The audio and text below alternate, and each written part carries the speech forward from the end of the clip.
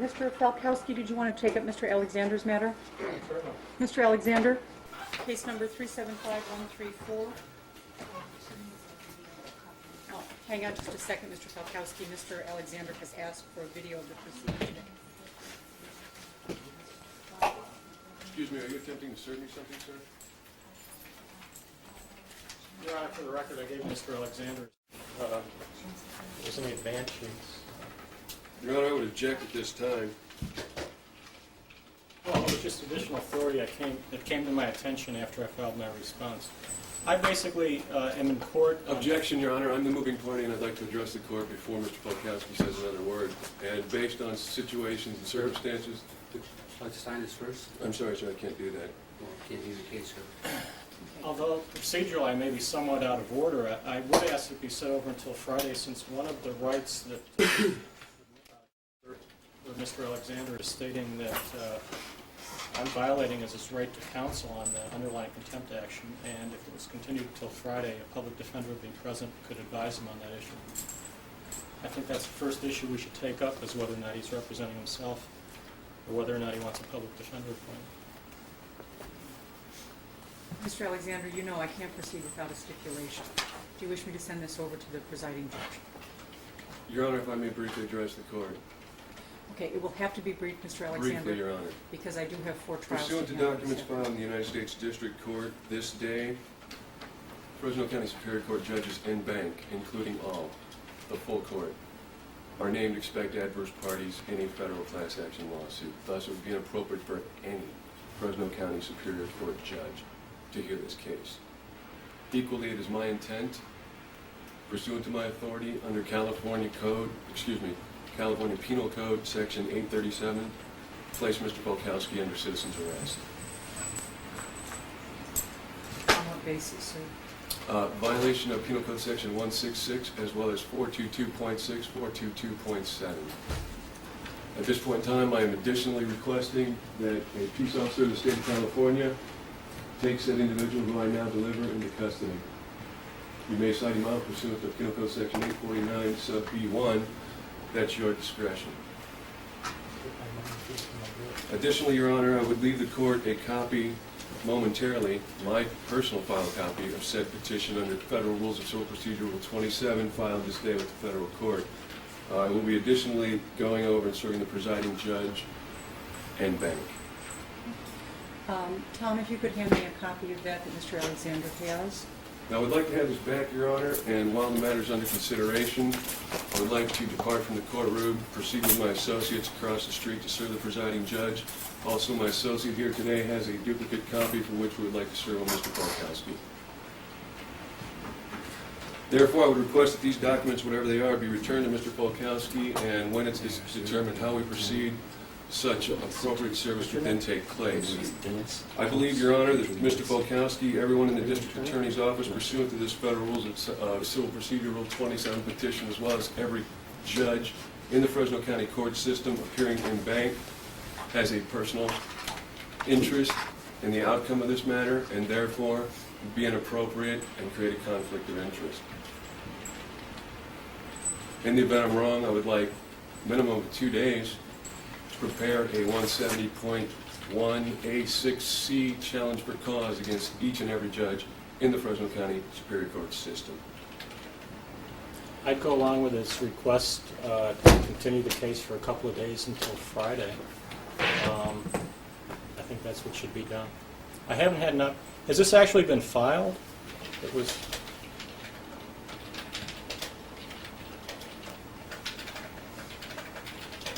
My copy indicates that it has been lodged with the clerk of the U.S. District Court. Miscellaneous cases as such are initially set before a magistrate, which has been explained to the federal court clerk to be inappropriate. The case has been titled for Courtroom 1 for the Honorable United States District Court Judge Robert E. Coyle. When cases as such and a petition as such are filed, they are assigned at the interim a miscellaneous case number, and therefore they are only logged and not officially filed until it actually goes to the magistrate and then proceeds to the federal court judge for review. At that point in time, it will be assigned a permanent case number for which the following class action lawsuit will additionally be titled under the same case number. Again, I was just given a copy of it a minute ago, and there's no named defendants. Expected adverse parties, I believe, are listed on page 6.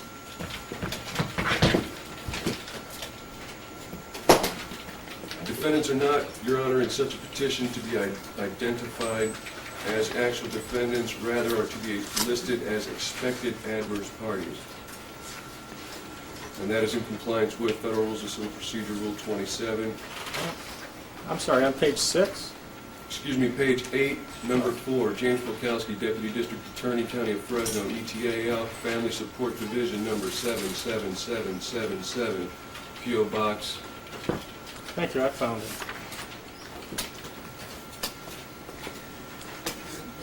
Now, Mr. Alexander, you said these were your copies that you That wanted is to my return? personal copy, Your Honor, that is correct. Serving the presiding judge and bank would then be his obligation to make the duplicate copies and forward them to every single judge associated. Tom, if you could return this to, this matter is continued without prejudice to any pending interest before the court to Friday, October the 25th at 1:30. And I guess the first issue that we'll take up is the pendency of an action that might require proceedings in this court being stayed while the federal court addresses Mr. Alexander's questions. So, Mr. Alexander, we'll see you back here on Friday at 1:30. Your Honor, I got the name of the gentleman, Dennis, who served me with the papers. I'd like, you said he was your associate? He is at this time now to be considered as a prospective co-plaintiff in the class action for which I have been asked to represent such federal interest and rights at stake in the matter. Okay, as a prospective co-plaintiff, I'd ask that he give me his address so that I would know how to contact him. Sure, my address is California. Phone number 6.